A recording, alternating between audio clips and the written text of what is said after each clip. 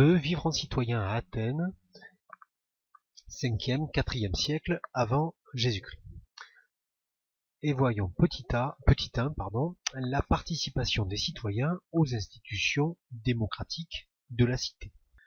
Il est à noter tout d'abord que la cité est dirigée par 3 assemblées très importantes et par des magistrats qui sont des personnes qui vont occuper des fonctions politiques, militaires ou judiciaires.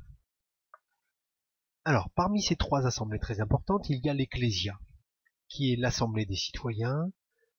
C'est l'institution la plus importante de la démocratie athénienne. Elle se réunit tous les 10 jours sur la colline de l'Apnix, qui apparaît ici sur la vidéo, et elle est très importante parce qu'elle se compose de tous les citoyens.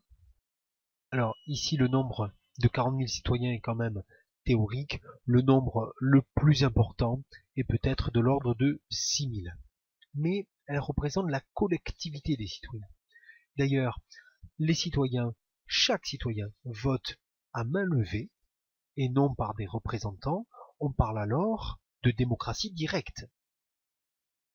C'est cette assemblée qui prend les grandes décisions concernant la cité, puisqu'il y a le vote des lois, le vote de la paix, le vote de la guerre. Tous les citoyens peuvent proposer une loi, et c'est cette assemblée aussi qui décide ou non de faire entrer en vigueur la pratique de l'ostracisme. Alors l'ostracisme, c'est l'exil de 10 ans décidé par l'Ecclésia à l'encontre d'un citoyen.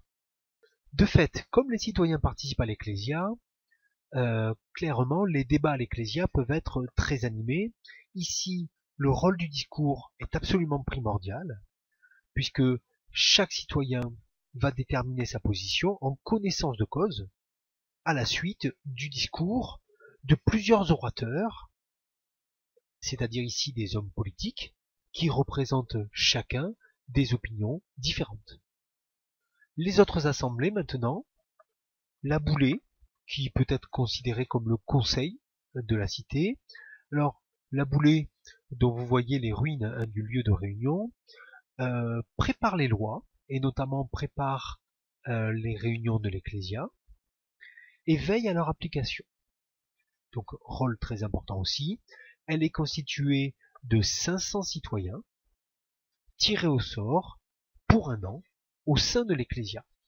La troisième institution qu'il faut connaître, c'est l'Élié, qui est le tribunal d'Athènes.